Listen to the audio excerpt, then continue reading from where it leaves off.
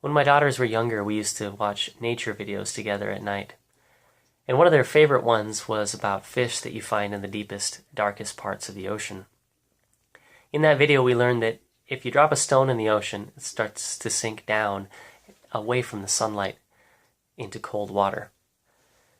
At about 500 yards down, the sunlight's so dim that human eyes couldn't even tell that sunlight was there.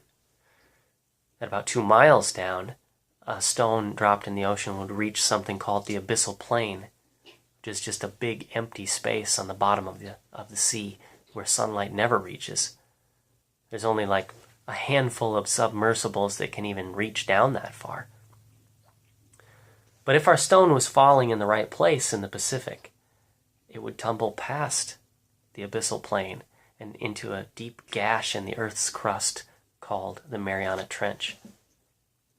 At 2.5 miles down, the pressure of all that water would be about 400 times the pressure that there is at the surface. And at that point, that stone wouldn't even be halfway down to the bottom. It would finally come to rest 7 miles from the surface. Now, if you drop your phone in the ocean over the Mariana Trench, you're never going to see it again, and there isn't anyone who's going to be able to retrieve it for you. Why am I telling you this? Because of some verses in Micah chapter 7, verse 18 and 19. Who is a God like you, who pardons sin and forgives the transgression of the remnant of his inheritance?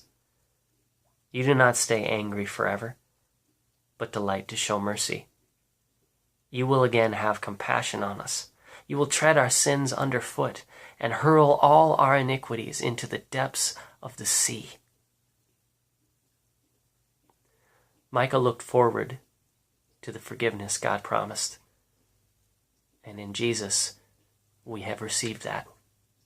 Because of what he did on the cross, our sins are out of sight and they are irretrievable.